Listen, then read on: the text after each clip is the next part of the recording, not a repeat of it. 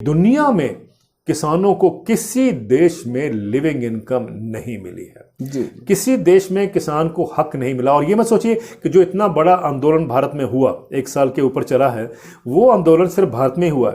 1979 में एक बहुत बड़ा ट्रैक्टर का आंदोलन वॉशिंगटन डीसी में भी हुआ था। और वहां पर भी यही डिमांड थी किसानों की कि उनको इनकम पैरिटी, उनकी भाषा में जो हमारे यहाँ गारंटीड प्राइस कह रहे हैं किसान, वहां पर उसका भाषा में कहा जाता है इनकम पैरिटी। वो भी इनकम पैरिटी मांग रहे थे। हमारे देश में भी किसान इनकम पैरिटी मांग रहे हैं। बल्कि आप दुनिया के अलग अलग आंदोलन देख लें, मैंने बहुत से कोशिश की है समझने की, सारी दुनिया में कम से कम 150 साल से ये इनकम पैरिटी के लिए प्रोटेस्ट हो रहे हैं कि हमारी एक डोमिनेंट क्लास ऑफ इकोनॉमिस्ट है जो लेजी इकोनॉमिस्ट है, जी, जो सिर्फ कट एंड पेस्ट करके हमारे को चिपकाते हैं। और वही कारण है कि हमारी जो इकोनॉमिक नीतियां हैं वो जिस क्राइसिस में हैं या जिस क्राइसिस को बिल्डअप कर रही हैं वो आपके समक्ष है दुनिया में। और यही हम देखते हैं कि इनइक्वालिटी जो है किस लिए बढ़ती जा रही है, क्योंकि वो हमने जानबूझकर उसमें इम्बाइब की है उस पॉलिसी में, और उसी का रिजल्ट हम देख रहे हैं। साथियों नमस्कार। आज हम एक ऐसी शख्सियत से बात करेंगे, वो उसका जुड़ाव इस विषय से है जिसके बारे में बीते 1-1.5 साल से बड़ी चर्चा हुई। ये नकारात्मक ही कहा जाएगा कि जिस विषय से देश की 65-70% आबादी जुड़ी हो, उसके विषय में लगातार बात न हो रही हो, राजनीति में, साहित्य के क्षेत्र में, पत्रकारिता के क्षेत्र में। तो उस शख्सियत का नाम है देवेंद्र शर्मा। देवेंद्र शर्मा खाद्य विशेषज्ञ हैं, कृषि अर्थशास्त्री हैं, पूरी दुनिया में जाने जाते हैं और लेखक हैं, पत्रकार हैं। देवेंद्र शर्मा जी से हम जानेंगे खेती किसानी से जुड़े विभिन्न मुद्दों के बारे में कि जो समस्या है वो क्या है, जो सरकारें कर रही हैं, जो नीतियां बना रही हैं, वो ज़मीनी स्तर पर कहाँ तक पहुँच रही हैं। इसी से जुड़े हम विभिन्न मुद्दों पर बात करेंगे। सर आपका स्वागत है। नमस्कार सर। जो सबसे पहले बात है जो मूल्य की है कि किसान एक असॉर्ट कीमत मांग रहा है लगातार वर्षों से, वो उत्पादन खूब कर रहा है लेकिन उसकी सही कीमत न मिलने के कारण वो आत्महत्या करने तक मजबूर है। जिन नीति निर्धारकों और अर्थशास्त्रियों पर ये जिम्मेदारी थी कि वो उसकी सही संदर्भ में बात रखेंगे, जिम्मेदारों के सामने उठाएंगे, उसकी सही बात क्या रखने में वो असफल रहे हैं? नहीं, कहीं तो अनदेखी हुई है। और जब मैं अनदेखी की बात करता हूं तो सिर्फ भारत में नहीं, सारी दुनिया में हमने ये सोच के रखा या मान के हम चले हैं, या इकोनॉमिक डिज़ाइन का ये जानबूझकर एक हिस्सा बनाया गया है कि किसानों को जो इनकम या जो उनको दाम मिलना चाहिए फसल का, क्योंकि किसान की इनकम तो उसकी फसल के दाम से ही आप आंक सकते हैं, तो वो जो इनकम है उसको हम जानबूझकर दबाए रखें या उसको जानबूझकर जो उसका हक बनता है वो हम ना दें। ये कई दशकों से ये दुनिया में चलता आया और ये इकोनॉमिक सोच जो है ये भारत में भी बहुत प्रबल है। और यही हम मान के चलते हैं कि भाई अगर इकोनॉमिक ग्रोथ होनी है तो आपको एग्रीकल्चर को सेक्रीफाइस करना पड़ेगा for the sake of the industry. ये दुनिया का जो बड़ा इकोनॉमिक मॉडल है या डिज़ाइन है या इकोनॉमिक ग्रोथ का जो रास्ता बनाया जाता है या हमें दिखाया जाता है, वो उसका ये एक बेसिक फाउंडेशन है कि जब तक हम खेती से लोगों को निकाल कर शहर में नहीं लेके आएंगे तब तक इकोनॉमिक ग्रोथ नहीं होगी जी। अब जब आप एक बात करते हैं कि भाई खेती का संकट इतना गहराया हुआ है, और अगर हम इस बड़े प्रतिबिंब में इसको एग्रीकल्चर को नहीं समझने का प्रयास करते हैं तो कहीं ना कहीं हम भी भूल जाते हैं या भूल चूक हमसे भी हो जाती है। क्योंकि मेरा ये मानना है कि अगर आप पूरा दुनिया का अगर जो एक जो रास्ता खोजा है उन्होंने या जिस रास्ते पे हम चल रहे हैं, अगर मैं उसको समझने की कोशिश करता हूँ और उस लेयर को मैं जिसको कहते हैं ना परत बाय परत आप उसको निकालते हैं या अलग करते हैं, तो आपको समझ आता है कि ये इतना गहरा ये एक आपके सोच में गया है कि बहुत मुश्किल है इसको उसकी सोच से बाहर निकालना, कि हमारी एक डोमिनेंट क्लास ऑफ इकोनॉमिस्ट है जो लेजी इकोनॉमिस्ट है, जी, जो सिर्फ कट एंड पेस्ट करके हमारे को चिपकाते हैं।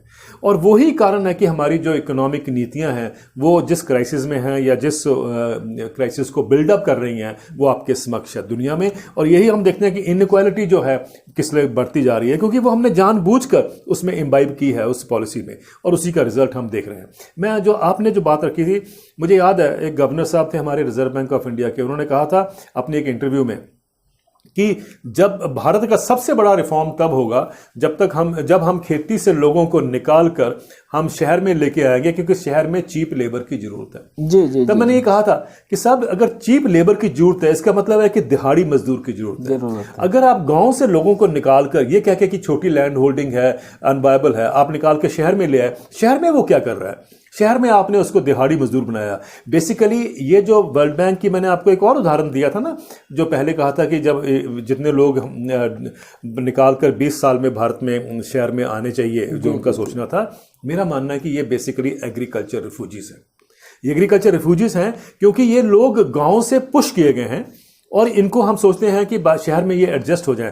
आपको याद होगा जब लॉकडाउन हुआ था, लॉकडाउन के 2-3 दिन के अंदर करोड़ों लोग जो हैं वो पैदल चलकर अपने अपने गांव गए थे। क्यों गए थे? कि जिसको हम मानते थे कि इकोनॉमिक ये डिजाइन है कि गांव से लाके वो शहर में खप जाएगा, वो नहीं हुआ। 2 दिन का ही उसमें ब्रेक मिला, वो लिंक टूट गया और वो गांव गए, पैदल चलकर गए। हाँ जी। और वो उसमें से अधिकतर लोग अभी तक वापस नहीं हैं। और कितने लोग गए थे? 10 करोड़ लोग, कई आंकलन है इसके, 10 करोड़ लोग इंटरस्टेट इंट्रास्टेट वापस गए थे। उसमें से अधिकतर वापस नहीं आए। इसका मतलब एग्रीकल्चर ने वो भी एब्जॉर्ब कर लिए। जी, वो भी एब्जॉर्ब कर लिए। इसका मतलब कि अगर हमने एग्रीकल्चर की तरफ ध्यान दिया होता तो आप देखते हैं कि आज जो एम्प्लॉयमेंट क्राइसिस है भारत में वो नहीं होता। और क्योंकि एग्रीकल्चर में जहां 50% पॉपुलेशन देश की जुड़ी है आज उस सेक्टर में, उसको हमने बिल्कुल इग्नोर किया। और रिजल्ट ये है, क्योंकि हमारी प्रयास था ना, जो वर्ल्ड बैंक ने हमें कहा था कि लोगों को खेती से निकालकर शहर में लाइए तभी तक इकोनॉमिक ग्रोथ होगी। मेरा लगता है कि इकोनॉमिक ग्रोथ के रास्ते को सारे को हमें दोबारा एक रीलुक करने की जरूरत है, दोबारा सोचने की जरूरत है कि क्या ये हमारे देश के लिए ये रास्ता पर्याप्त है या कि हमें किसी और तरीके से चलना चाहिए। तो मुझे लगता है कि वो उस पर अगर हम फोकस करें तो एग्रीकल्चर का समाधान उसी समाधान के साथ जुड़ा हुआ है। जो आपने सर बात कही, वही बात लगभग OECD और ICAIR का जो एक अध्ययन है 2000 से और 2017 के बीच का, वो बताता है कि किसानों को तय कीमत न मिलने से 15 लाख करोड़ रुपए का नुकसान हुआ है। थोड़ा मैं करेक्ट करूँ। अच्छा, जी। थोड़ा मैं करेक्ट करूँ। ये स्टडी है OECD की, organisation for economic cooperation and development, जो कि दुनिया का सबसे बड़ा, जिसको कहते हैं रिचेस्ट ट्रेडिंग ब्लॉक है। जी। और हमारी एक संस्था है दिल्ली में, इक्रियर, जी। हाँ जी, और उसके साथ मिलकर उन्होंने स्टडी की है। लेकिन इसमें भी थोड़ा सा गैप है। अच्छा। वो ये है कि वो स्टडी कहती है कि 2000 और 2016 के बीच में, यानी 16 साल के पीरियड में, भारत के किसानों को 45 लाख करोड़ रुपए का नुकसान हुआ। 45 लाख करोड़ रुपए का मतलब ये है, उनका ये कहना है या उनका ये एस्टिमेट ये है, क्योंकि इंटरनेशनल प्राइसेस जो हैं वो उनको नहीं मिले। मेरा मानना है कि इसमें गैप है। ये जो एस्टिमेट हम देख रहे हैं, इससे एक मैसेज तो क्लियर आता है कि भाई इतना गंभीर या सीरियस लॉस किसानों को भुगतना पड़ा है और देश में कहीं चर्चा नहीं हुई इस बात की। लेकिन इंटरेस्टिंग ये बात है कि ये डबल वहमी थी किसानों के प्रति, क्योंकि जो इंटरनेशनल प्राइस है हम नहीं जानते, कि अक्सर लोग नहीं जानते, इकोनॉमिस्ट भी ये बात को जिक्र नहीं करते हैं कि इंटरनेशनल प्राइस जो है वो एक्चुअली ऑलरेडी डिप्रेस्ड होता है। जी। क्यों? क्योंकि अमीर देश जो हैं वो अपने एग्रीकल्चर में अलग अलग कमोडिटीज में इतनी सब्सिडीज देते हैं जिससे कि प्राइसेस डिप्रेस हो जाते हैं। उस डिप्रेस प्राइस से आप अपने देश के किसानों की इनकम का आंकलन कर रहे हैं। इसका मतलब पहले तो प्राइस डिप्रेस हुए, उस डिप्रेस प्राइस से फिर आप दोबारा अपने किसानों को देख रहे हैं। अगर उससे भी, मतलब उस इंटरनेशनल प्राइस से भी 15% कम मिले हैं, तो आप अगर सोचिए कि अगर वो ओरिजिनल प्राइस जो होता है किसानों को, जो सब्सिडीज के माध्यम से जो कम हो गया, अगर वो उससे हम मैच करते तो हमारा जो ये मॉन्यूमेंटल एक पिक्चर हमारे सामने आनी थी कि इतना गंभीर लॉस या इतना भयंकर लॉस खेती में हो रहा था, और कहीं चर्चा नहीं हुई। कहीं चर्चा नहीं। किसी ने नहीं हमारे देश में कहा कि साहब ये पॉलिसी पैरालिसिस का अगर एक उदाहरण है तो वो ये है कि 16 साल के पीरियड में इतने बड़ा नुकसान हुआ, 45 लाख करोड़ यानी 2.64 लाख करोड़ एवरी ईयर किसानों को नुकसान हो रहा था। और इसी पीरियड में एक बड़े मतलब मैं इसलिए नहीं कह रहा हूं कि दोनों लिंक हैं, लेकिन समझने की जरूरत है कि 2000 और 2015 के बीच में ये 15 साल का जो पीरियड है, और मैंने जो आपने ओईसीडी की स्टडी बताई थी वो 2000-2016 के बीच में है, एक ही बात होगी, ऑलमोस्ट मैच करता है। 2000 और 2015 के बीच में पंजाब में, जो कि कंट्री का खाद्य कटोरा है हम जानते हैं, उसमें एक स्टडी होती है, 3 यूनिवर्सिटीज मिलकर करती हैं, हाउस होल्ड सर्वे करती हैं, एग्रीकल्चर यूनिवर्सिटी लुधियाना और पंजाबी यूनिवर्सिटी पटियाला और गुरु नानक देव यूनिवर्सिटी अमृतसर। तीनों यूनिवर्सिटीज की स्टडी कहती है कि 16,600 किसान और किसान मजदूरों ने पंजाब में आत्महत्या की। जो अब देखिए आपके सामने है, जो उत्पादन के में सबसे टॉप पे, बिल्कुल आपने ठीक कहा, जो फ्रंटलाइन स्टेट है भारत की इन केस ऑफ एग्रीकल्चर, अगर उसी में इतना गंभीर रेट ऑफ सुसाइड हो रहा है तो इसका मतलब है कि कहीं ना कहीं हमें समझ आना चाहिए कि जो संकट है खेती का वो एक्चुअली खेत में नहीं है, वो खेत के बाहर और बाहर जो संकट है वो इसलिए है क्योंकि वो जो इनकम है वो उससे वंचित रखा गया। मैं इसलिए कह रहा हूं क्योंकि पंजाब के केस में बड़ी इंटरेस्टिंग बात है। पंजाब का किसान जो है, गेहूं और धान को अगर हम जोड़ लें तो 11 टन प्रति हेक्टेयर हर साल पैदावार करता है, ये दुनिया के टॉप पे आती है, और उसके बावजूद भी वो आत्महत्या करने पे मजदूर है। इसका मतलब कहीं तो संकट की जो लड़ी है वो हमें नजर आनी चाहिए कि वे कहां पर है। लेकिन हम फिर भी आज भी कहते हैं कि जितना ज्यादा पैदा करोगे उतना ज्यादा इनकम होगा। एक पंजाबी में कहावत है ना, रज के बाद दब के खा, वो गलत थी। रज के बाद मतलब है जितना ज़्यादा आप इंटेंसिव कल्टीवेशन करोगे उतना आप आराम से आपकी इनकम होगी, वो नहीं हुआ। And I think that is something we need to understand कि ये जो मैसेज है, इन सब बातों से ये जो लेसन है वो हमें, जब तक हम उसकी तरफ नहीं बढ़ेंगे तो खेती को हम संकट से नहीं निकाल सकते। सर, सरकारें जिस ग्रोथ की बात करती हैं और उसके लिए सारे प्रयास करती हैं, 7% हो जाए, 8% हो जाए, 9% हो जाए, मान लीजिए 10-12% हो जाए, उससे कोई असर पड़ने वाला है खेती किसानी पर? कई बार कहा है मैंने कि अगर देश में इकोनॉमिक ग्रोथ 8% हो जाए, कल 9% हो जाए, या एग्रीकल्चर की भी 6% हो जाए, क्योंकि अक्सर वो 4% से कम रहती है या उसके आसपास रहती है, तो इसमें किसान आत्महत्याएं जो वो कम नहीं होंगी। बिल्कुल किसान आत्महत्या कम नहीं, क्योंकि हमने कभी देखा ही नहीं है कि हम जो प्रोडक्शन के बेस के ऊपर जो हम जीडीपी ग्रोथ देखते हैं और उसका इनकम से और लाइवलीहुड से क्या उसका लिंक है, वो हमने कभी देखने की कोशिश नहीं की।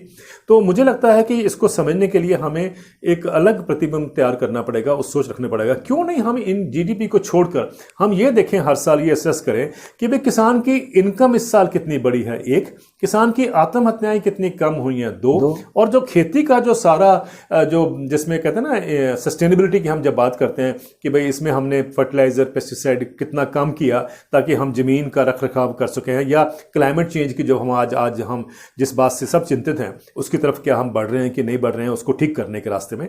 ये सब चीज़ों का आंकलन होना चाहिए, ना कि जीडीपी ने आज मेरा मानना है कि अगर आज क्लाइमेट चेंज का जो कैटास्ट्रॉफी सामने आ रही है वो it is because of GDP. वो जो रेस टुवर्ड्स जीडीपी है, जो नेचुरल रिसोर्सेज को खा जाती है या डिस्ट्रॉय करती है, वो आज उसने हमें इस कगार पे लाके खड़ा कर दिया। लेकिन फिर भी दुनिया इस बात को मानने को तैयार नहीं है। हालांकि प्रेशर हो रहा है, अब लोग समझ रहे हैं और उस बात को उठा रहे हैं, तो लेट अस होप आने वाले दिनों में और समझ आएगा।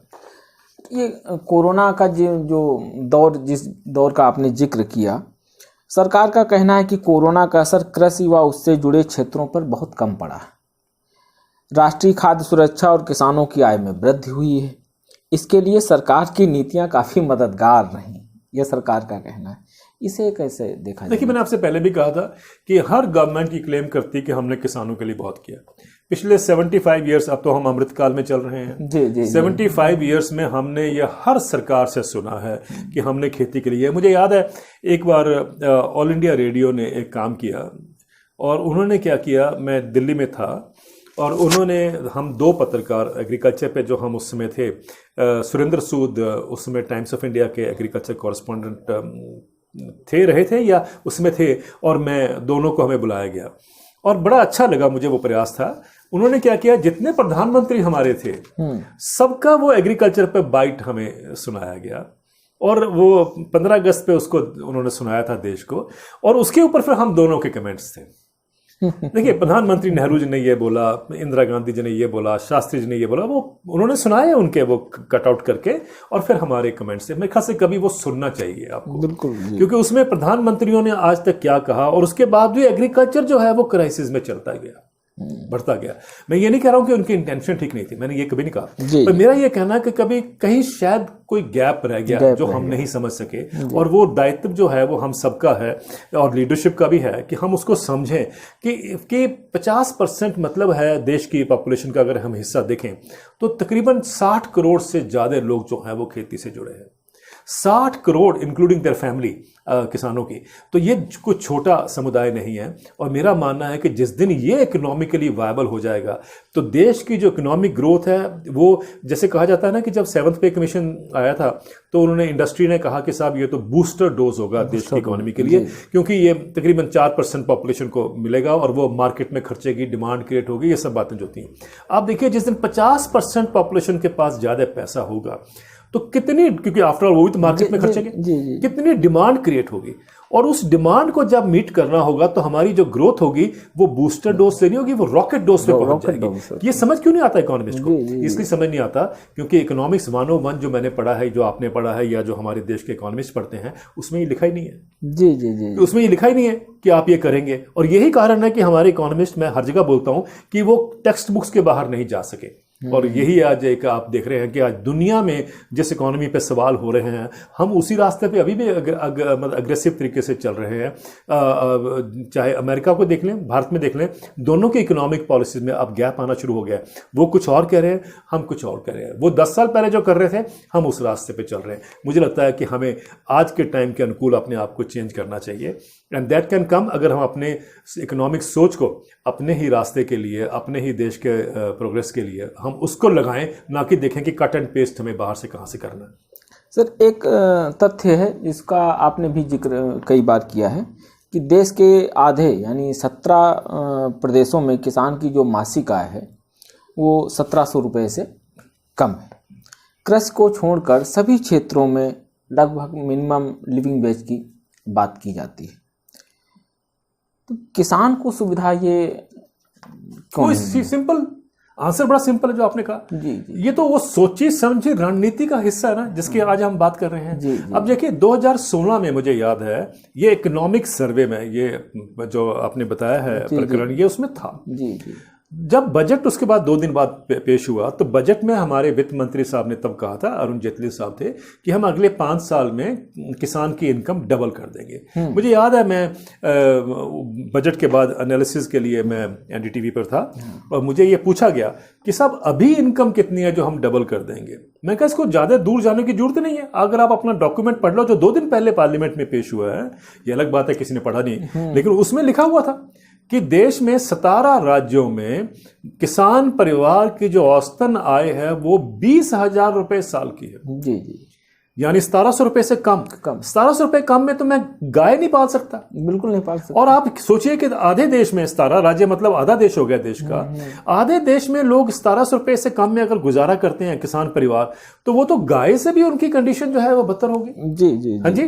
तो कभी हमने सोचा नहीं, अगर आप 1700 रुपए को अगर 3400 रुपए कर दीजिए, 3500 रुपए इनकम कर दीजिए, तो आपने क्या बदलाव लाया? कुछ नहीं बदला। वो तो वैसे ही जब आप देखते हैं कई सालों के बाद तो वो इन्फ्लेशन के एडजस्ट होने में अपने आप ही वो इनकम बढ़ जाएगी। वो तो मेरा मतलब सिर्फ कहना यह था कि इस लेवल से अगर हम खेती इस लेवल पे पहुंच चुकी है आधे देश में, तो अभी हमारे सामने बहुत बड़ा चैलेंज है कि हम खेती को उस संकट से नहीं निकालें बल्कि उसको इकोनॉमिकली वायबल भी करें। और जो आपने कहा कि लिविंग इनकम, मैं इस बात का बहुत बड़ा क्या कहते हैं पक्षधर हूं कि दुनिया में किसानों को किसी देश में लिविंग इनकम नहीं मिली है जी। किसी देश में किसान को हक नहीं मिला। और ये मत सोचिए कि जो इतना बड़ा आंदोलन भारत में हुआ, 1 साल के ऊपर चला है, वो आंदोलन सिर्फ भारत में ही हुआ है। 1979 में एक बहुत बड़ा ट्रैक्टर का आंदोलन वॉशिंगटन डीसी में भी हुआ था।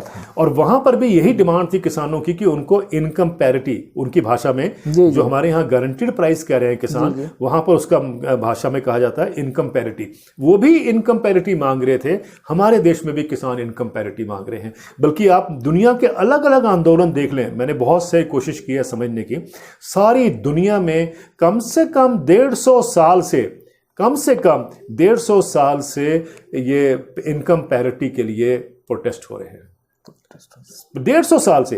अब देखिए कनाडा का हाल देखिए, कनाडा एक ऐसा देश है जहां पर जो गेहूं का दाम आज जो मिलता है और जो गेहूं का दाम 1850 में मिलता था, उसमें अगर अंतर देखें तो अब वो 6 गुना कम हो गया, 6 गुना कम हो गया है। ब्रेड के प्राइसेस 7 गुना बढ़ गए, लेकिन वो जो गेहूं का दाम था वो कम हो गया। मुझे एक इंडस्ट्री दुनिया की बता दीजिए जहां पर कि उनका आउटपुट प्राइस जो है वो कम हो गया, बता दीजिए। लेकिन क्या कारण है कि एग्रीकल्चर को जब हम कहते हैं ये कम हो गया तो हमारे इकोनॉमिस्ट कहते हैं कि इट हैज बिकम कॉम्पिटिटिव। देखिए कितना इंटरेस्टिंग है, भाषा देखिए, कॉम्पिटिटिव हो गई है। What do you mean by competitive? यहां तो लाखों लोग खेती से बाहर निकल गए, कनाडा में, अमेरिका में, यूरोप में, वो किसी ने बात नहीं की। लेकिन कॉम्पिटिटिव यही एक इकोनॉमिक डिजाइन है। जब तक हम नहीं समझेंगे आपको नहीं पता चलेगा कि किसान को मार क्यों पड़ रही है। अमेरिका या यूरोप में अगर किसानों की बात की जाए तो वो अपनी उपज खुली बाजार में बेचते हैं, लेकिन तब भी वहाँ के किसान, जैसा आपने बताया, तबाह हैं। अमीर देश बड़े पैमाने पर कृषि को बड़े पैमाने पर सब्सिडी देते हैं, इसके बावजूद किसानों पर वहाँ कर्ज है, आत्महत्याएं हो रही हैं, भयानक क्राइसिस है। ऐसे में वहाँ का जो मॉडल है वो हमारे लिए कैसे फायदे? ये मैंने बात कई बार कही है जी। और ये बात स्पेशली जब ये आंदोलन चल रहा था तो मैंने बहुत दौरान उसमें रिपीट भी किया है जी। और मैंने हर मीडियम पे कहा है, चाहे वो टेलीविजन हो, अखबार हो या रेडियो हो, जो भी है, मैंने अपने आर्टिकल्स में मैंने इसका जिक्र किया है। देखिए मेरा ये कहना है कि जो हम मार्केट रिफॉर्म्स लाने की कोशिश कर रहे हैं भारत में, या इतने सालों से, प्रोटेस्ट के पहले भी ये बातें की जा रही थी, 2003 से हमारे देश में चल रहा है कि हम MSP को हटाएं, मार्केट्स को लेके आए, ये सब हमारे इकोनॉमिस्ट का। और मैंने कहा ये वही है जो लेजी इकोनॉमिस्ट हैं दुनिया भर में, उनकी एक ही कट एंड पेस्ट किया और आपको चिपका दिया। मैं अब उसमें ये कहना चाहता हूं कि अमेरिका में, जैसे मैंने आपको अभी कनाडा का उदाहरण दिया था, अमेरिका में ये आज हालात हैं कि वहाँ पर 5 साल के बाद एक जिसको फार्म बिल कहते हैं वो पेश किया जाता है। उस फार्म बिल में कितना एग्रीकल्चर में अगले 5 साल में सब्सिडीज या इन्वेस्टमेंट होनी है उसका सारा जिक्र होता है। वो 1930 के आसपास से वो 5 साल के बाद वो मिलता जा रहा है। उसमें जो पिछला 2018 का जो बिल है उसमें अगले 10 साल के लिए 850 या 860 बिलियन डॉलर की सब्सिडीज का या इन्वेस्टमेंट का प्रावधान किया गया। इसके बावजूद भी 2020 में, मैंने 2018 की बात बताई है, 2020 में 2 साल बाद किसानों के ऊपर 425 बिलियन डॉलर का कर्जा खड़ा था अमेरिका में। नेगेटिव जो उनकी मीडियन इनकम होती है वो नेगेटिव में जा रही थी पिछले 15 साल से। उनके जो चीफ इकोनॉमिस्ट हैं यूएस डिपार्टमेंट ऑफ एग्रीकल्चर के, उन्होंने कहा है कि 1960 के दशक के बाद, अब वो इतना ही अध्ययन उन्होंने किया था कि जो there is a steep decline in the farmers income America में। और अगर आप देखें उनका जो रेट ऑफ सुसाइड है भारत से कम नहीं है। और मैंने कई जगह जिक्र किया है कि 13 साल हो गए थे उसमें, लेकिन अब 15 साल हो गए होंगे। एक न्यूयॉर्क टाइम्स में एक किसान की आत्महत्या का जिक्र हुआ और मैं कभी उसको भूल नहीं पाया। उसमें उसने बताया है कि एक डेयरी फार्मर था अमेरिका का, और वो डेयरी फार्म वो हैं जो बड़े हमारे देश के हिसाब से बड़े सोफिस्टिकेटेड हैं। गाय भी उनकी जो है बड़ी प्रोडक्टिव हैं, आप जानते हैं, high milking cows, high milk cows हैं, और पूरा मैकेनाइज है डेयरी फार्म। लेकिन उसने जब आत्महत्या की तो उसने पहले अपनी 51 काउज को गोली मारी और फिर उसने अपने आप को गोली मारी। लुक एट द डिस्ट्रेस जो उस किसान के सिर पे था, या कितना बड़े उसमें संकट में या स्ट्रेस, मेंटल स्ट्रेस में वो था। जी। वो अकेला नहीं है। आज ये देखिए 1970 में तकरीबन 6 लाख के आसपास डेयरी फार्म्स थे अमेरिका में जी। आज वो 93% उसमें से बंद हो चुके हैं। और ये सब बंद होने का मतलब ये है कि प्राइसेस डिप्रेस कर गए थे, प्राइसेस बहुत नीचे चले गए थे। कोई और ऑल्टरनेटिव नहीं किसान के लिए, तो आत्महत्या करेगा या खेती छोड़ के या डेयरी फार्म बंद करेगा। रेट ऑफ सुसाइड जो अमेरिका का है वो it is 45% higher in the rural areas than in the urban areas. जी। बहुत सी स्टेट्स अमेरिका की ऐसी हैं जिन्होंने कई सारे एक उपचार रखे हैं इसके लिए कि अगर आप डिस्ट्रेस में हैं, मेंटल डिस्ट्रेस में से, टॉर्चर में से जा रहे हैं किसानों के लिए, तो उनके लिए सेवाएं उपलब्ध की हैं कि वो मानसिक स्वास्थ्य केंद्र बनाए हैं उन्होंने, और बजट उसके लिए प्रावधान किया गया है। कहने का मतलब है कि अमेरिका में ये सिस्टम आज इस सिचुएशन में, इस लेवल पे है, और वहीं से हम कट एंड पेश करके अपने आप को बताते हैं कि सब ये रिफॉर्म्स हम भारत में लेके आ रहे हैं जी। इसका मतलब साफ है कि हमारे देश के इकोनॉमिस्ट को पता ही नहीं है दुनिया में क्या हो रहा है। बिल्कुल बिल्कुल। बहुत दुख है इस बात का। आपको हैरानगी होगी, जब भी मैंने ये बात कही है टेलीविजन पर शुरुआत में, तो मुझे कई इकोनॉमिस्ट ने कहना कि साहब आपका ये एनालिसिस गलत है। मैं क्यों गलत है? कि साहब वहां जो साइज है खेती का वो बड़ा है, यहाँ छोटा है। मैंने कहा आपको समझना चाहिए कि अगर वो बड़े साइज में भी वो मॉडल नहीं काम कर रहा है तो हमारे छोटे में कैसे काम हो सकता है? ये सोच नहीं है जी, ये सोच नहीं है। हमारे देश का नीति आयोग, जो आपने अब बात की, नीति आयोग का हाल देख लीजिए। वो कहता है कि साहब जैसे अमेरिका में हुआ कि आज सिर्फ 1.5% अमेरिका की पॉपुलेशन जो है वो खेती में रह गई है। जी जी जी। हमारे यहाँ नीति आयोग कहता है कि जब अभी रेट ऑफ माइग्रेशन है वो 1.84% है, जब ये 2.24% हो जाएगा तो किसानों की इनकम ऑटोमेटिकली डबल हो जाएगी। अब ये बताइए कि वहां पर तो 1.5% रह गई है पॉपुलेशन, हमारे देश में तो 50% है खेती में।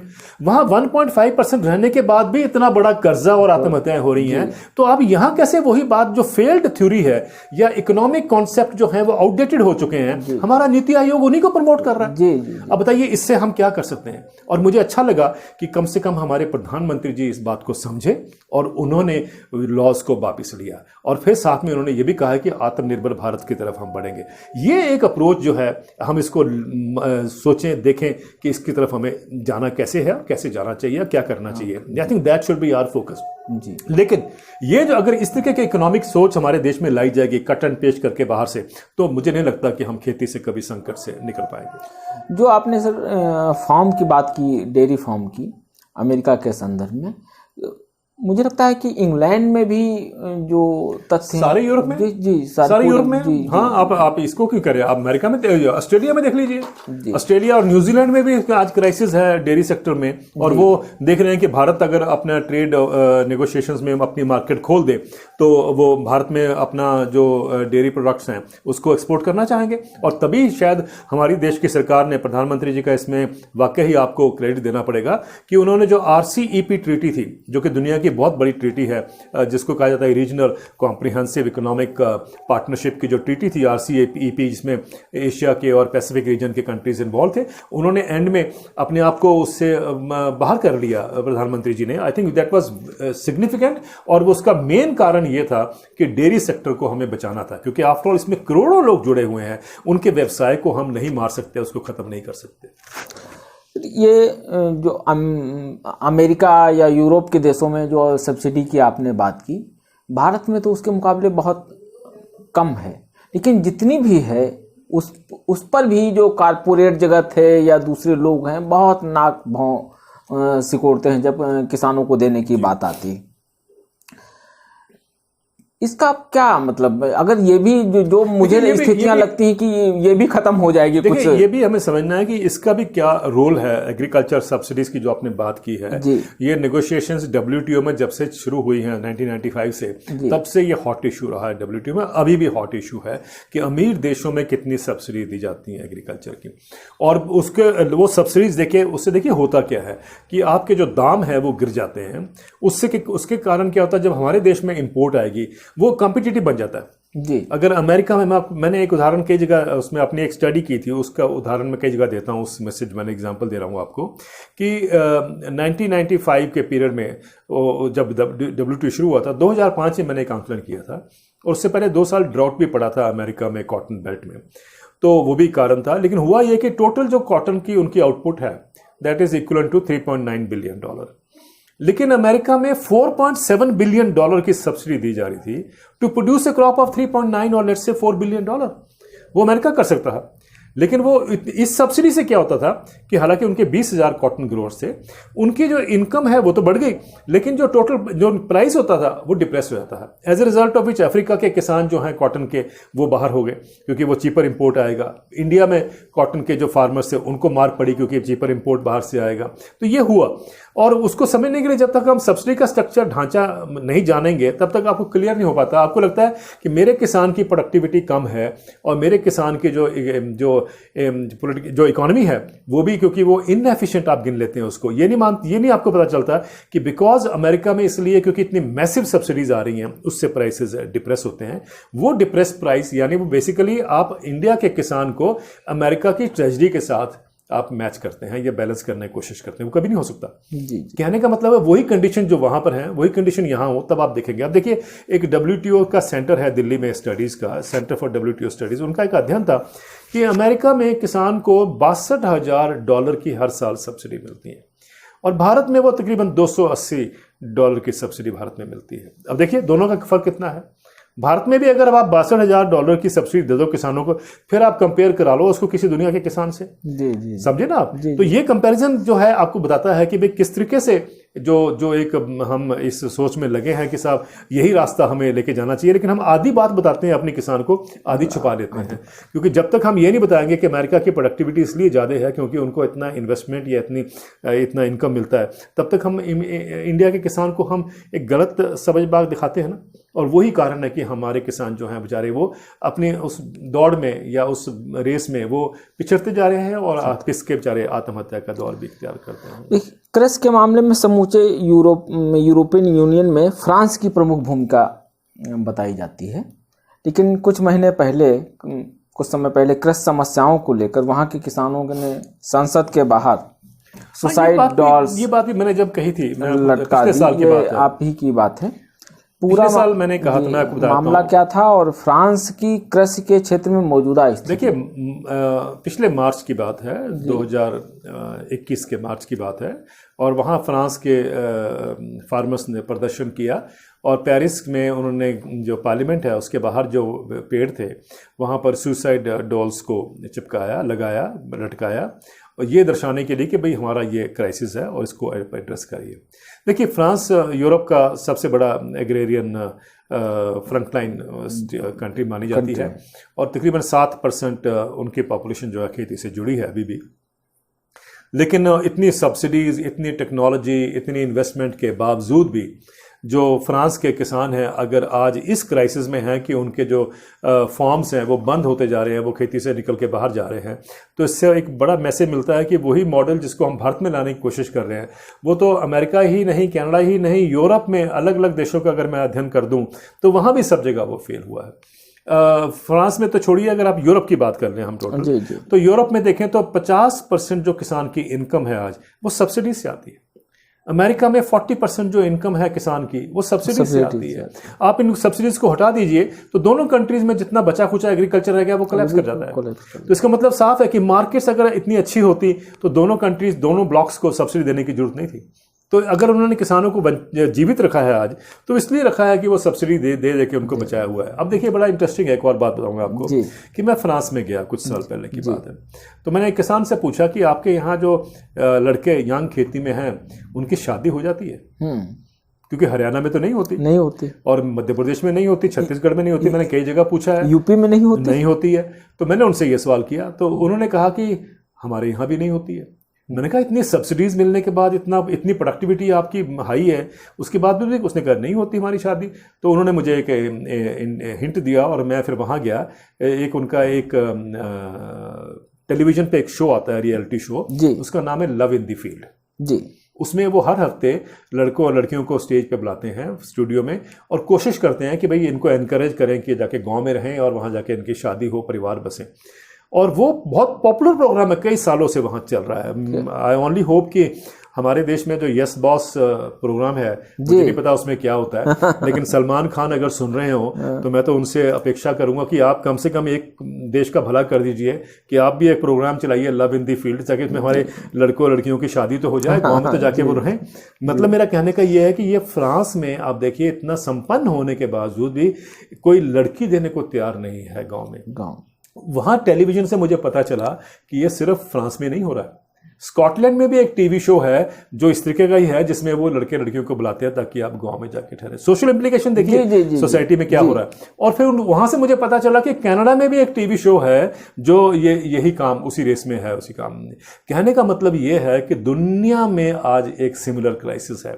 ये अलग अलग स्केल की बात अलग है कि भारत में बहुत ज्यादा पॉपुलेशन है, कई देशों में कम है, वो अलग बात है, लेकिन क्राइसिस जो है वो एक ही पैटर्न पे चल रहा है। सर इससे भी एक खतरनाक, चूँकि हमें उत्तर प्रदेश में कई इलाकों में चीज़ें देखने को मिली हैं कि आपने फ्रांस और उसके बारे में जिक्र किया या हिंदुस्तान के बारे में जिक्र किया कि शादियां नहीं हो रही, उससे भी एक गिरावट का वो है कि कई भाइयों की बीच में एक महिला, एक की शादी होती है। और तो मतलब कितनी खराब स्थितियां जो ये जो पॉलीएंड्री और जिसकी हम बात कर रहे हैं, ये हमारे देश में प्रेवलेंट थी, क्योंकि ये थी वहां पहाड़ों में जहां पर की जमीन कम है और ये सब होता था। लेकिन आपने जो बिल्कुल ठीक कहा, ये इसलिए हो रहा है क्योंकि सोशल एक जो फॉलोआउट है, ये एग्रीकल्चर को तबाह करने का जो है, उसका रिजल्ट का ये नतीजा ये है।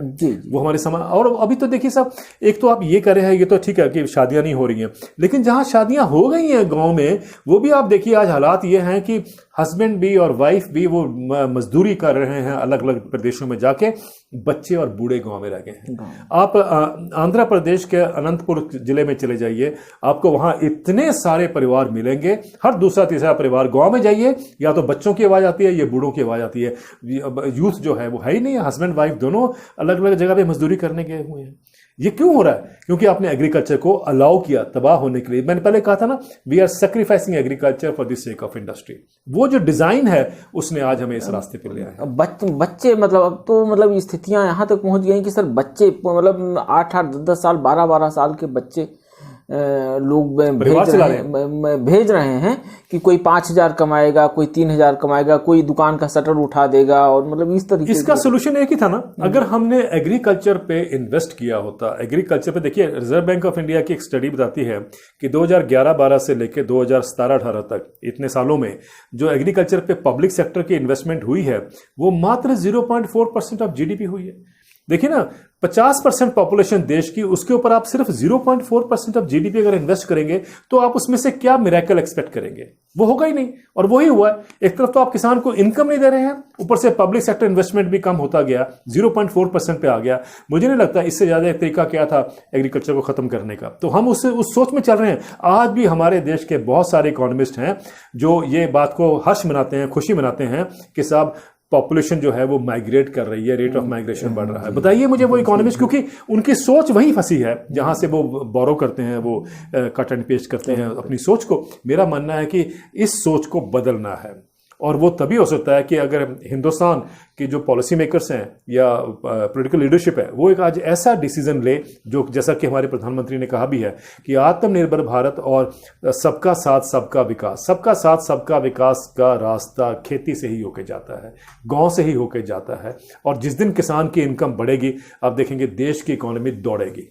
जी सर, एमएसपी की जो बात की जाती है, बिहार में एमएसपी नहीं मिलता, या कह लीजिएगा कि देश के 2-2.5 स्टेट को छोड़कर कहीं नहीं मिलता, उसको भी खत्म करने के प्रयास किए जा रहे हैं। एक माहौल बनाया जा रहा है, market will give to wait. अगर बाजार इतने अच्छे होते तो जो 94% किसान है जो मार्केट पे ही आधारित है। देखिए, ये जब शांता कुमार कमेटी जब बैठी थी, तो मुझे एक बार उनके समक्ष जाने का मौका मिला। तो मैंने प्रेजेंटेशन में कहा था कि इस समय भारत में जो गेहूं और धान का हम प्रोक्योरमेंट करते हैं, तकरीबन 30-35% के बीच में हम प्रोक्योर करते हैं जो पैदावार होती है। और मेरा मानना था कि 30 या 35% किसान होंगे जिनको कि उससे फ़ायदा होता है, जो एमएसपी जो मिलना चाहिए वो इतने किसानों को फ़ायदा होता है जी। तो मुझे शांता कुमार जी ने एक सवाल पूछा कि देवेंद्र जी, इसका रेफरेंस कहाँ से है ये कि भाई 30-35% किसानों को एमएसपी का फायदा होता है? मैंने कहा मेरे पास कोई रेफरेंस नहीं है, पर मैं ये सोचता हूँ क्योंकि छोटे किसान हैं देश के, तो और 30-35% ही प्रोक्योरमेंट होता है, तो ये इतना होना चाहिए। तो उन्होंने पूछा जो साथ में उनके उसमें कमेटी में थे मेंबर्स कि आप बताइए, तो किसी को नहीं मालूम था। तब उन्होंने कहा कि इसके ऊपर हम करके पूरा आंकलन फिर बताते हैं आपको। तब शांता कुमार कमेटी ने कहा था कि 6% किसानों को एमएसपी मिलता है भारत में, और बाकी 94% जो फार्मर्स हैं ऑब्वियसली वो मार्केट्स के ऊपर डिपेंडेंट है। तो सिंपल बात है, अगर मार्केट्स इतनी अच्छी होती या इतनी बेनेवोलेंट होती तो फिर हमारे देश में किसानों का आत्महत्या का दौर, एक बात तो वो नहीं होना था, दूसरी बात है यह एग्रेरियन क्राइसिस नहीं होना था, और दूसरी बात यह है कि भाई जो डिमांड कर रहे हैं किसान सब जगह जाओ कि एमएसपी बढ़ाओ, एमएसपी दो, वो भी नहीं बोलते फिर किसान। जब उसको एमएसपी से ज्यादा मिल रहा है तो क्यों बोलेगा वो? लेकिन इसका मतलब स्पष्ट है कि एमएसपी ही एक आपके सामने एक ऐसा मेजर था जिससे हम कम से कम किसान के दाम जो है उसको उतना कम, मैं नहीं कहता कि एमएसपी इज राइट इंडिकेटर और राइस प्राइस इंडेक्स, वो नहीं बात कर रहा मैं, लेकिन कम से कम उसको एश्योर्ड तो मिलता था गेहूं और धान के केस में। तो वो भी आपने देखा कि बिहार में जब 2006 में एपीएमसी एक्ट को उठा के फेंक दिया गया और तब ये कहा गया था कि साहब इससे प्राइवेट इन्वेस्टमेंट आएगी, इससे प्राइवेट मंडियां बनेंगी और किसानों को बड़ा अच्छा दाम मिलेगा, जिसको कहते थे प्राइस डिस्कवरी होगी। साथ में ये भी कहा गया था कि भाई पंजाब को भूल जाइए, अब Bihar will be the harbinger of a new market driven agriculture in India, ये कहा गया था उस समय। 2006 की बात मैं कर रहा हूँ, मुझे अभी तक याद है। और तब भी मैं चैलेंज करता था उन इकोनॉमिस्ट को। मुझे लगता है कि वो जो इकोनॉमिक सोच है उसको अकाउंटेबल होल्ड करना चाहिए। ये गलत है कि वो इकोनॉमिस्ट रिटायर होकर चले गए और हमने आज तक उनकी सुध नहीं ली है।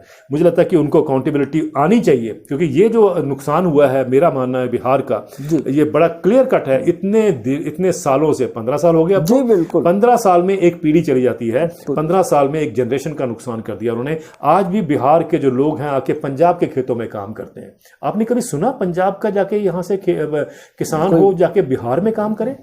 क्यों नहीं?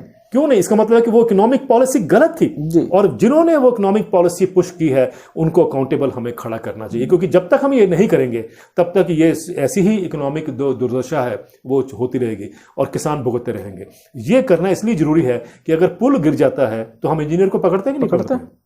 डॉक्टर के किसी के कैंची रह जाती है पेट में तो उसको पकड़ते हैं कि नहीं पकड़ते हैं? तो क्यों नहीं इकोनॉमिस्ट को भी हमें लाना चाहिए कि भाई ऐसी सोच ना लेके आए जो कट एंड पेस्ट हो। अपने देश के उसमें नीतियां पॉलिसी बनाए कि जो देश के उसमें आपको, मैं नहीं कहता कि हर जगह पे हम इसको कह रहे हैं, लेकिन अकाउंटेबिलिटी साथ में जरूर जुड़ी होनी चाहिए। ये इंपॉर्टेंट इसलिए है क्योंकि यहाँ जनरेशन ऑफ जनरेशन किसानों को मैंने तबाह होते देखा है।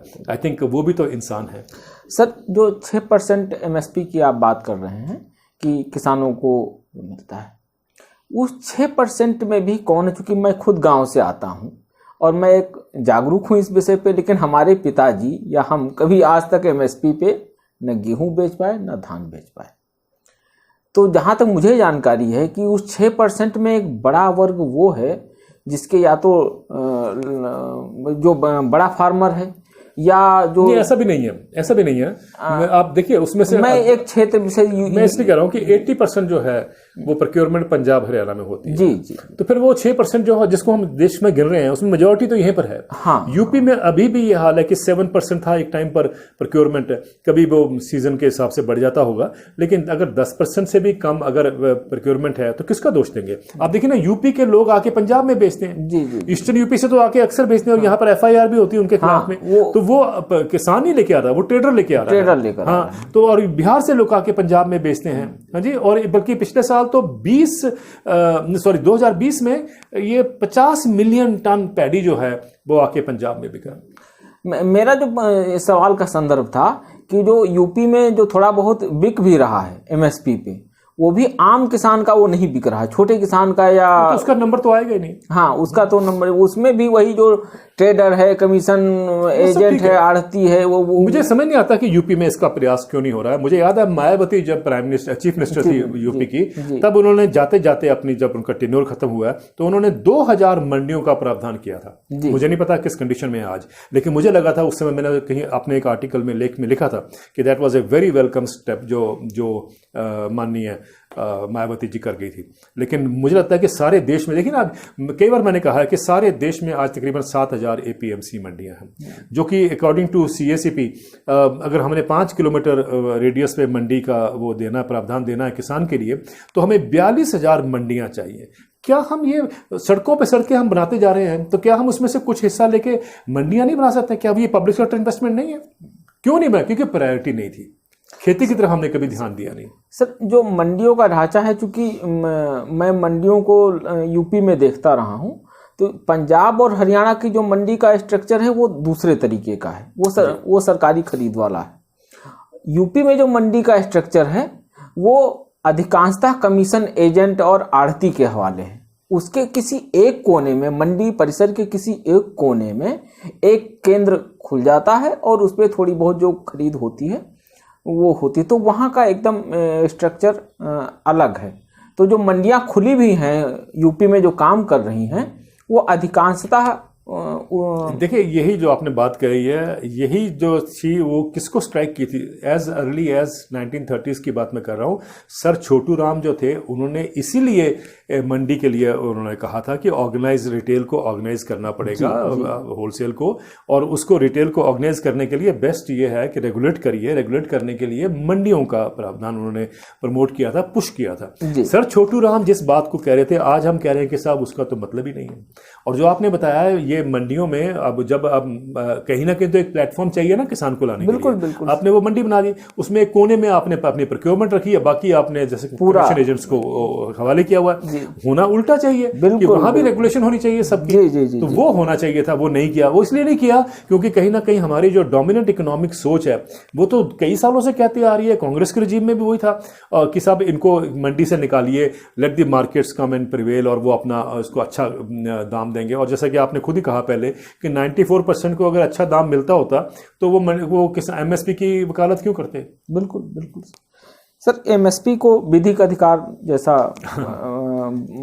बताया गया, आपने भी बताया कि बनाने की मांग हो ही रही, किसान मांग ही कर रहे हैं।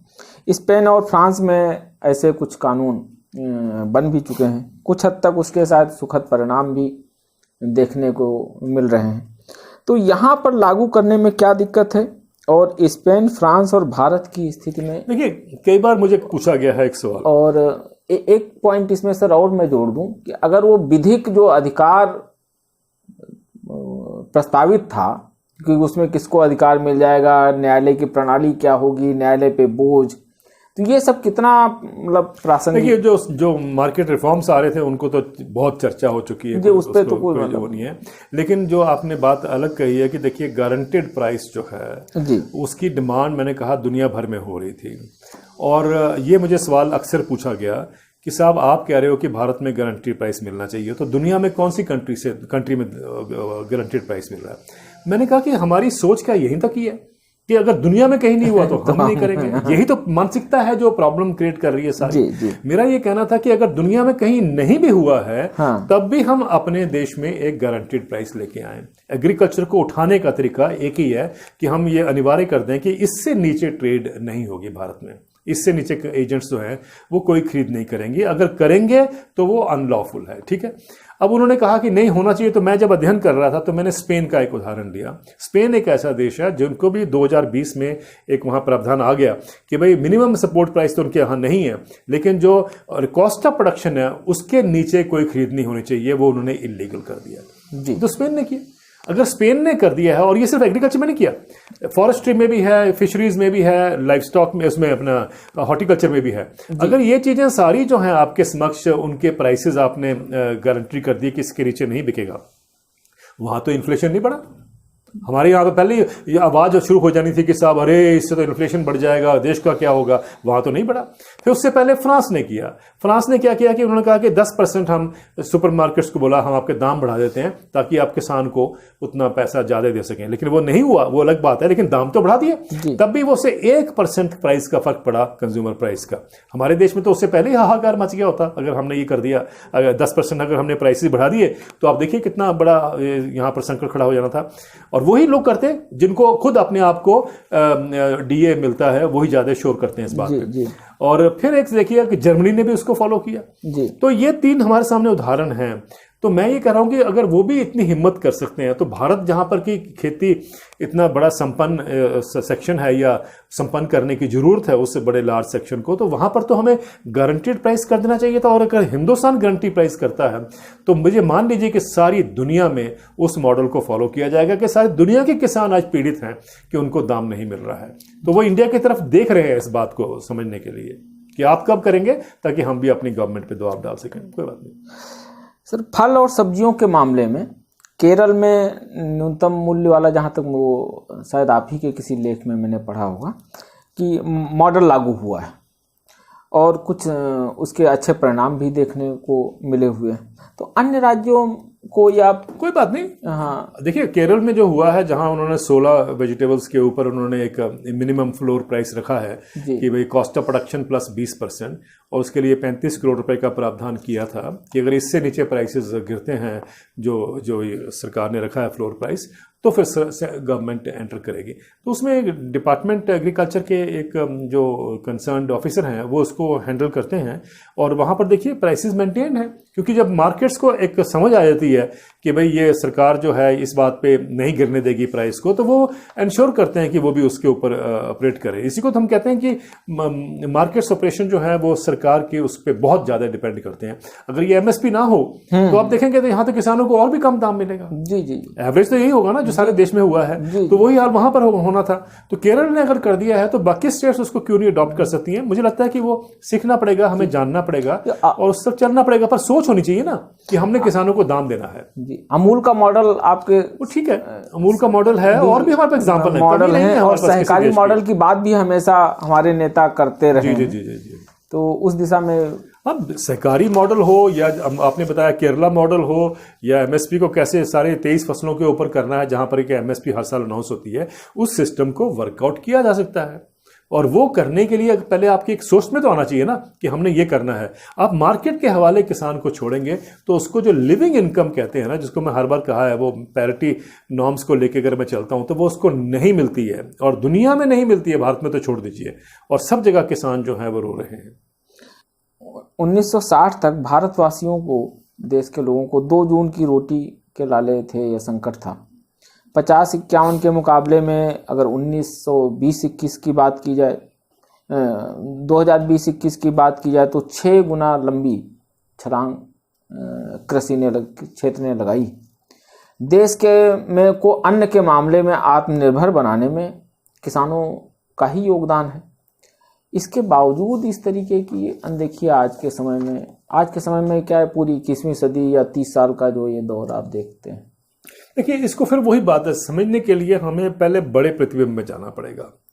देखिए अगर सोच हमारी ये कहती है कि एग्रीकल्चर जो है वो it will be only providing cheaper raw material as well as cheaper labour for urban areas, यही एक सोच थी जिसने खेती को उस लेवल पे लाके खड़ा कर दिया, संकट के लेवल पे जिसकी आज हम बात कर रहे हैं।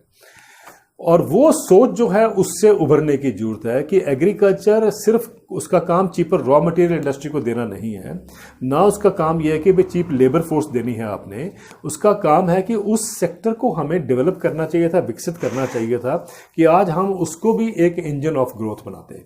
इसलिए मैंने हर जगह कहा है कि हरित क्रांति आने के बाद, और ये हम सब मानते हैं कि एक्चुअली एग्रीकल्चर जो है या फार्मर्स जो हैं, they produce economic wealth for the country, they are in reality wealth creators. लेकिन क्या कारण है कि ये वेल्थ क्रिएटर एग्रीकल्चर में जो है ये आत्महत्या करता है?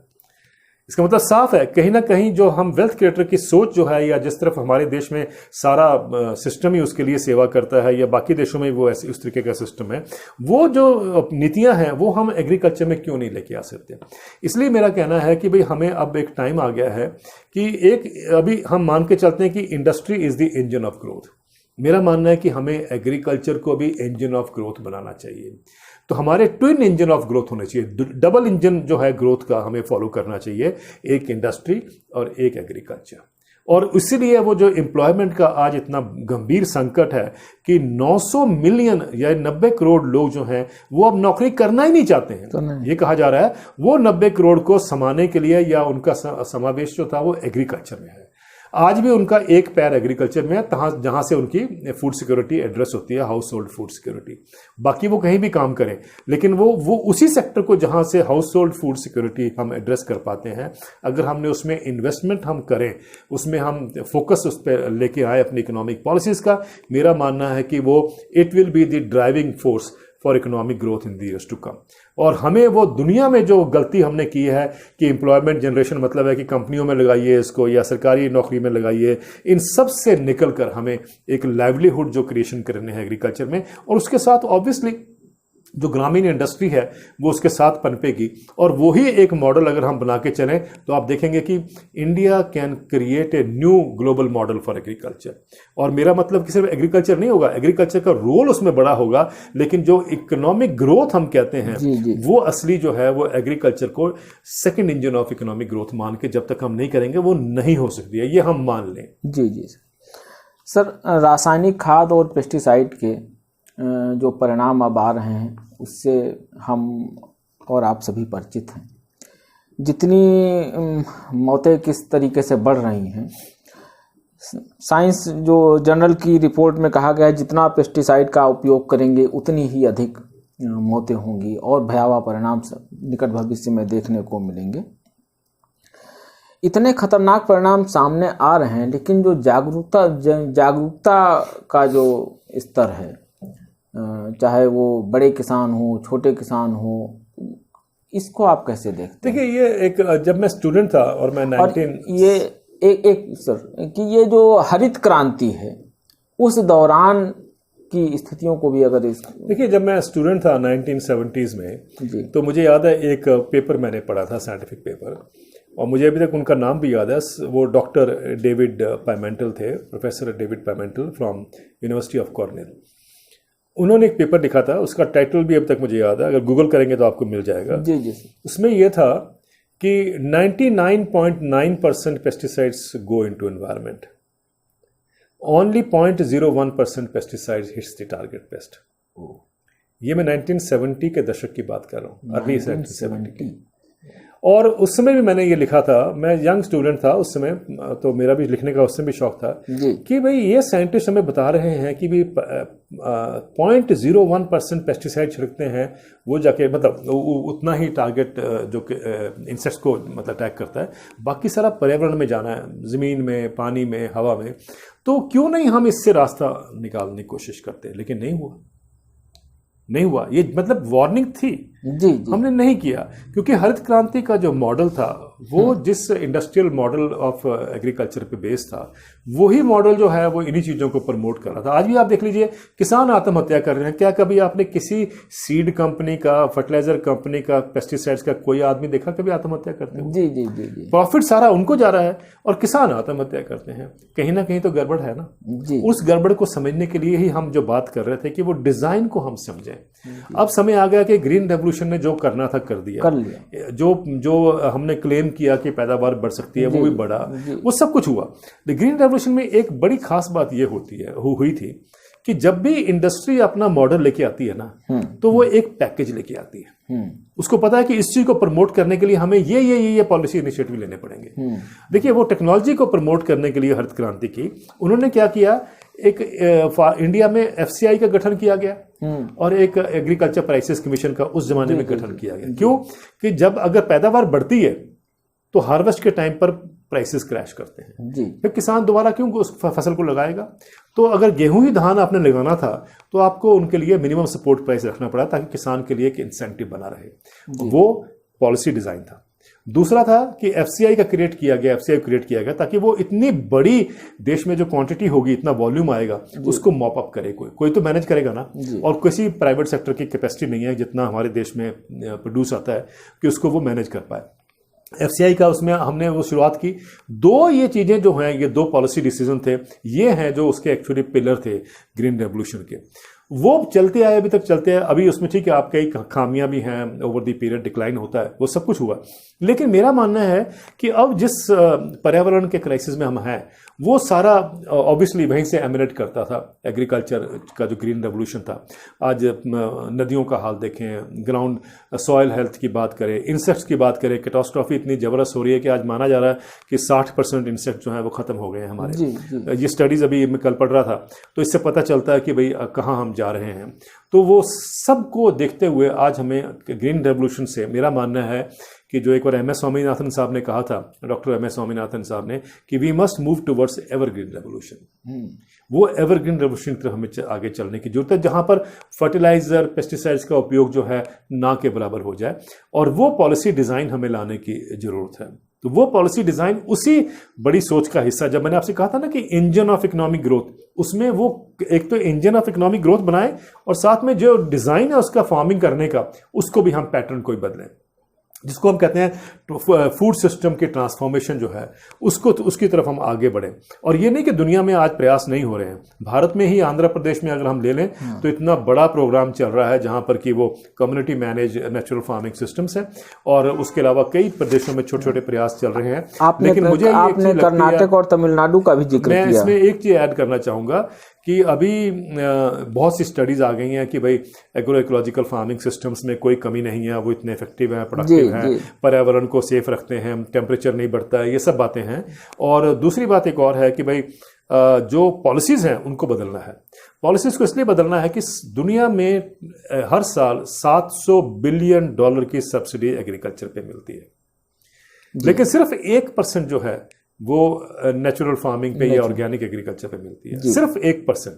तो वो $700 बिलियन का जो सब्सिडी का जो ढांचा है उसमें भी हमें शिफ्ट करना है कि वो फोकस के इधर शिफ्ट हो, और इतना मुश्किल नहीं है। अब देखिए, यूरोपियन यूनियन हर साल कॉमन एग्रीकल्चर पॉलिसीज के तहत बहुत सब्सिडी देता है एग्रीकल्चर में, लेकिन उन्होंने एक अच्छा काम अभी ये किया कि उन्होंने ये तय कर लिया है कि 2024 तक जो हम सब्सिडीज देंगे एग्रीकल्चर की, उसमें 20% हम इकोलॉजिकल के रास्ते पे देंगे। जी। देखिए बहुत बड़ा चेंज है ये, 20%। अगर ये यूरोप कर सकता है तो अमेरिका भी कर सकता है, इंडिया भी कर सकता है, चाइना भी कर सकता है। तो हमें उस तरफ बढ़ना है। हालांकि चाइना के राष्ट्रपति जो हैं उन्होंने तो कई जगह कहा है कि भाई अगर हम नेचर पे अटैक करते हैं तो नेचर भी उसका रिटेलिएट करता है, ये कहा उन्होंने कहा है कि भाई this century should be a century for transforming farming systems को, ये वो कह रहे हैं। तो अगर वो कह रहे हैं तो उनको करके भी दिखाना चाहिए। And I think the opportunity is now, क्योंकि दुनिया अब ये महसूस कर रही है कि क्लाइमेट चेंज ने सबके ऊपर मार लगाई है, और अब उनको ये समझ आ रहा है कि इंडस्ट्रियल एग्रीकल्चर जो है वो आगे नहीं चलेगा। तो आपका जो सवाल था, ग्रीन रेवोल्यूशन से अब हमें एवरग्रीन रेवोल्यूशन की तरफ चलना है। क्योंकि कई देशों में उस खाद्यान्न की मांग भी हो रही है, और हिंदुस्तान में भी नहीं, हिंदुस्तान में बहुत मांग बढ़ रही है। वही मैं कह रहा हूँ कि मांग बढ़ रही है और उसके स्टॉल लग रहे हैं कुछ छोटे छोटे हिस्सों में। आपने ही तमिलनाडु और महाराष्ट्र, कर्नाटक में कुछ जगहों पे जो लोग कर रहे हैं उनके बारे में लिखा हुआ है।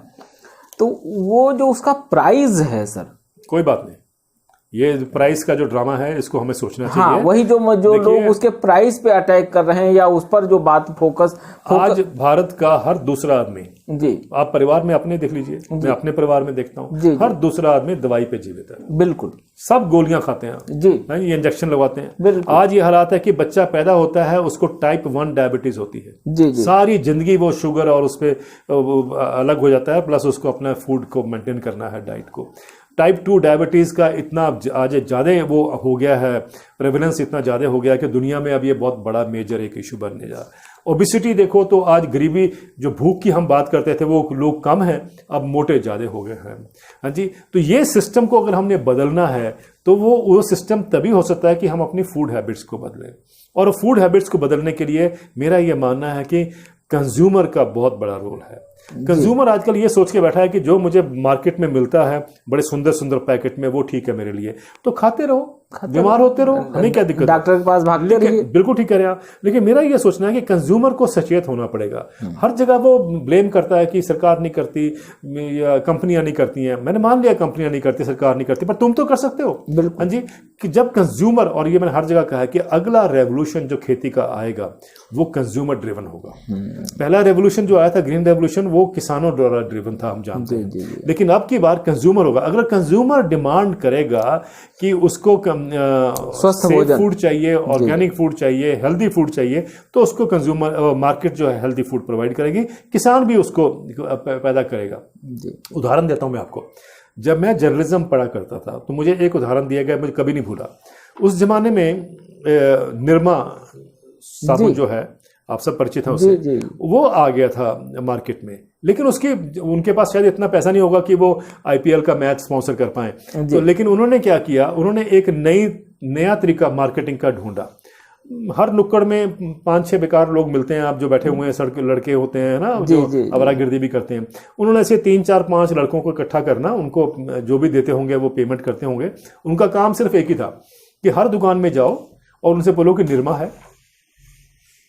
उसने कहा वो क्या होता है? दुकानदार ने कहा अरे वो साबुन होता है। उसने कहा ये साबुन लो, मेरे पास ये हैं, 3-4 नाम और ले दिया। उसने कहा नहीं नहीं नहीं, जब निरमा ही है वो असली साबुन। तो अब उसने कहा नहीं है, तो वो क्या किया, वापस आ गया। लेकिन जब 3-4 लोग दिन में उसके पास आए, उन्होंने निरमा मांगा, तो उस दुकानदार ने भी निरमा रखना शुरू कर दिया। जी जी।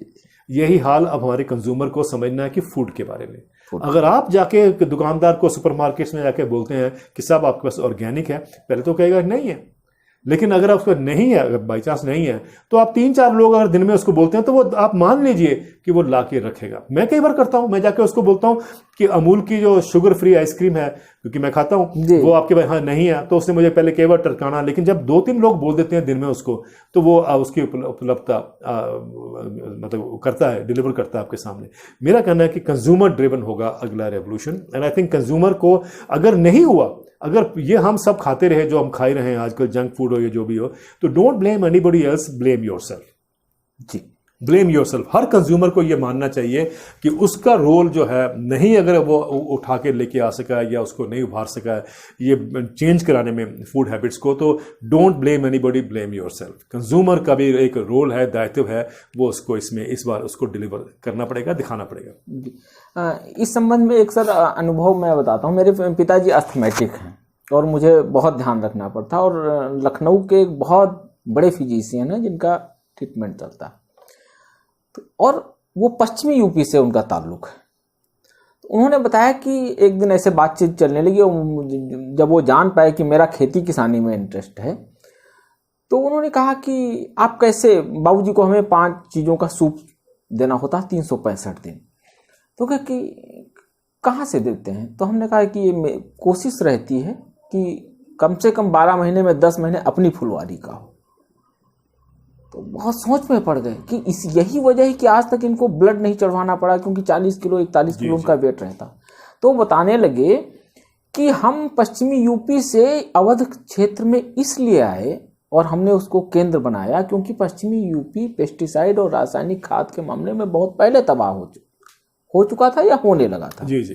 लेकिन अब लगता है कि अब शायद ही हिंदुस्तान का कोई कोना हो जहां रासायनिक और वो, तो ये जागरूकता वाली जो आपने बात की, ये बात वो एक इतना बड़ा फिजिशियन कर रहा है कि भाई घर के बाहर इतनी तो जगह होगी कि एक पपीते का पेड़ कम से कम आप लगा सकें। तो अगर ये जागरूकता आ जाए लोगों में कि हमें जितनी जगह है उतनी जगह का हम इस्तेमाल कर लें, तो क्यों नहीं हो। तो मुझे लगता है कि जागरूकता ही सबसे बड़ा। अब जागरूकता देखिए, ये सोच के चलना कि भाई कोई और किसी का काम है जागरूकता लाना, वो गलत है। मुझे लगता है कि फैमिलीज को, कंज्यूमर्स को ये समझना पड़ेगा कि हमारा भी थोड़ा सा तो मेहनत करो यार। जी। थोड़ा सा तो प्रयास करो जानने के लिए कि हमारी हेल्थ के लिए क्या अच्छा क्या नहीं अच्छा।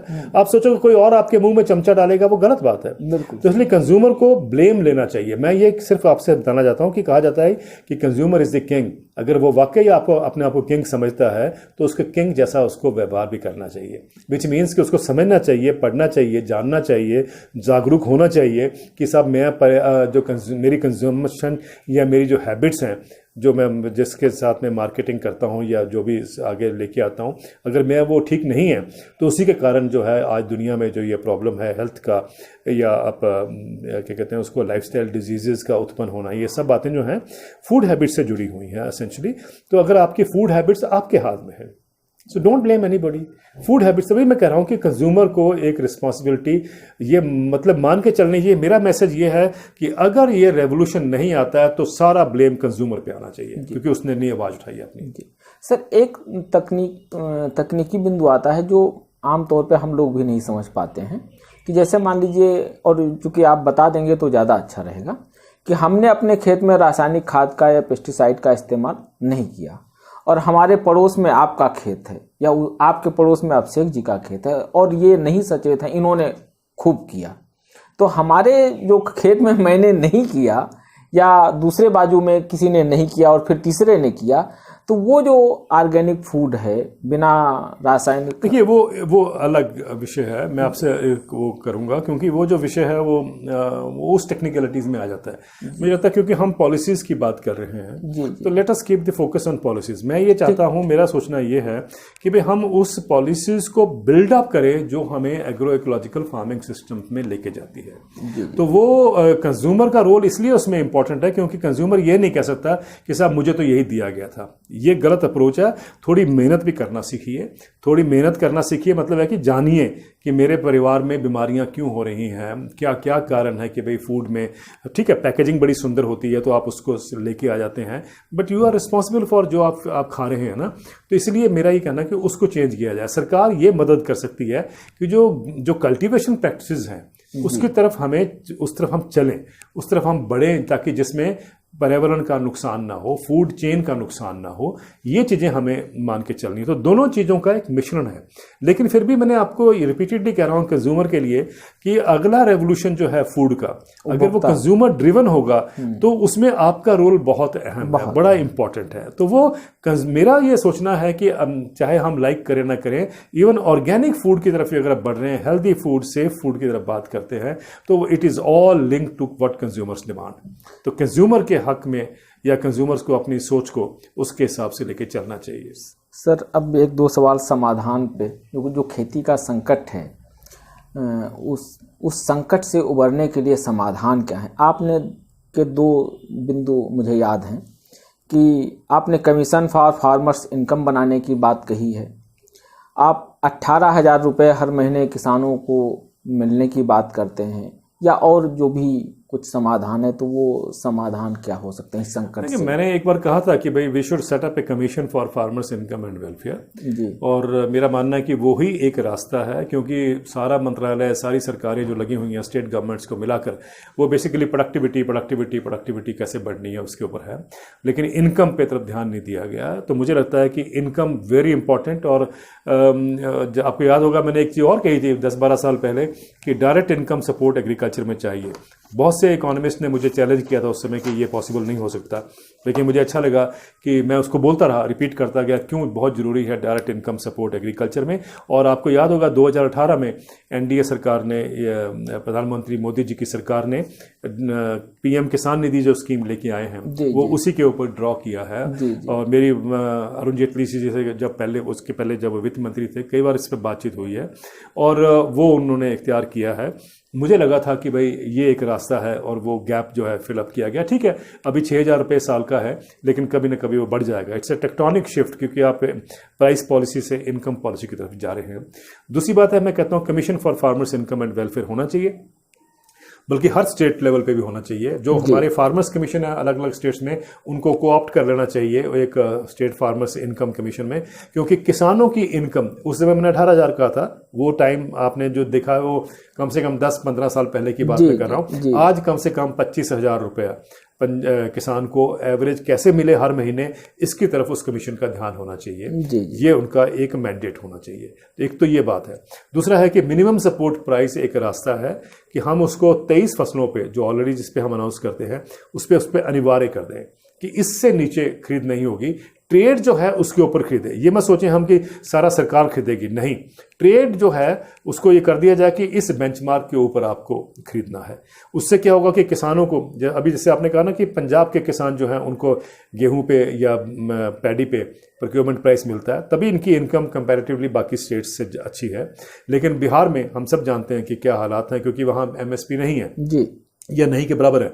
तो मुझे लगता है कि उससे एक लेसन ड्रॉ करके हमें सारी कंट्री में MSP को एक मिनिमम अश्योर कर दें कि भाई इससे नीचे इनकम नहीं किसान को कोई भी देता है तो उसको सजा होनी चाहिए। एक बात। दूसरी बात ये, और तीसरा है कि हम कोऑपरेटिव सिस्टम की तरफ जाएं। अगर हम अमूल में, जैसा कि आपने पहले भी जिक्र कहीं किया था कि अमूल में इतना बड़ा कोऑपरेटिव सिस्टम भारत ने बनाया है, तो हम उसी को, और मुझे याद है वर्गीस कुरियन मुझे कहा करते थे कि देवेंद्र मेरा थोड़ा सा इंतजार करो, मैं एक ऑयल सीड्स में भी एक कोऑपरेटिव सिस्टम लेके आऊंगा। लेकिन वो ठीक है, उनका देहांत हो गया, लेकिन क्या हम सारा देश मिलकर वो दोबारा नहीं कर सकते? बिल्कुल। तो why can't we have a cooperative system fruits पे, वेजिटेबल्स पे, ऑयल सीड्स पे, पल्सेस पे। इसके लिए हम एक शुरुआत क्यों ना करें, हम एक कोऑपरेटिव ढांचा बनाने के लिए। उसके लिए ये नहीं कि हमारे पास टैलेंट की कमी है, द ओनली थिंग इज कि वी हैव अप्रोच जो है हमारा वो उस तरफ हमारा नहीं गया है। वो एक ये 3 चीज़ें अगर हम कर लेते हैं, करने की तो और भी चीज़ें होंगी, लेकिन 3 चीज़ें ही कर लेती हैं तो मेरा मानना है कि खेती का संकट बहुत हद तक हम उसको एड्रेस कर पाएंगे। और जाते जाते एक बात मैं और कह दूं, उससे साथ साथ एक चीज़ इंपॉर्टेंट है, उसमें आपको वर्ल्ड बैंक के डायरेक्टिव की जरूरत नहीं। वो ये है कि हम एक ease of doing farming index बनाएं। देखिए, ईज ऑफ डूइंग बिजनेस है, क्योंकि वर्ल्ड बैंक ने कहा, आपने कर दिया, और हम बड़े फक्र से कहते हैं कि हमारी रेटिंग बढ़ती जा रही है उसके अंदर। अब तो ठीक है, वर्ल्ड बैंक ने खुद ही हटा दिया उसको कि उसकी बात नहीं करते हैं। ईज ऑफ डूइंग बिजनेस में जब निर्मला सीतारमन जी कॉमर्स मिनिस्टर थी तो उन्होंने कहा था कि हमने 7000 कदम लिए हैं इंडस्ट्री के लिए, ईज ऑफ डूइंग बिजनेस के लिए। देखिए, एग्रीकल्चर में आप 2000 कदम ही ले लीजिए, आप देखेंगे कि उसमें इतना बड़ा संकट, एटलीस्ट 70% जो क्राइसिस है एग्रीकल्चर में वो गवर्नेंस फेलियर के करके है। वो गवर्नेंस का फेलियर, जैसे किसान मंडी में अपना अनाज लेके गया, वहां जो कांटा है जिसने उसको वे करना वो ही नहीं चल रहा, 2 दिन उसके लिए बैठा हुआ है कि वो कांटा ठीक हो। ये जो मतलब एक उदाहरण दिया मैंने आपको, अब सारे चेन में देख लीजिए, ऐसे आपको उदाहरण मिलेंगे। आप ईज ऑफ डूइंग फार्मिंग क्यों नहीं कर सकते? Why do we have to wait for the World Bank to tell us कि आप ये करिए? हम खुद क्यों नहीं कर सकते? मुझे लगता है कि हमारे यहाँ एग्रीकल्चर यूनिवर्सिटीज की कमी नहीं है, हमारे यहाँ लोग एग्रीकल्चर में जुड़े हैं उनकी कमी नहीं है। क्यों नहीं हम मिलके एक ईज ऑफ डूइंग इंडेक्स बनाएं और ईज ऑफ डूइंग को सिस्टम को हम परफेक्ट करें, ऑपरेट करें? तो मुझे लगता है कि ये अगर 3-4 चीजें हो जाती हैं तो कृषि का उपचार जो है बहुत हद तक हम उसको एड्रेस कर पाएंगे। शुक्रिया सर। अगर कोई इशू हमसे छूट गया हो या कोई बताना चाहते हो तो वो कभी जब भी आपको याद आए कर लेंगे। ठीक है ना सर, बहुत बहुत शुक्रिया, आपने समय दिया किताबी दुनिया के लिए। और साथियों, मैं बताना चाहता हूं कि जो भी मैंने सवाल किए हैं वो देवेंद्र शर्मा जी को पढ़ते हुए, इन्हीं की बातों से सीखते हुए, तो सब कुछ शर्मा सर का ही है। और किताबी दुनिया के लिए आपने समय निकाला और इतने सारे मुद्दों पर बात की हमसे, बहुत बहुत शुक्रिया। हम फिर किसी मोड़ पर हम अगली बातचीत करेंगे। धन्यवाद। Thank you sir.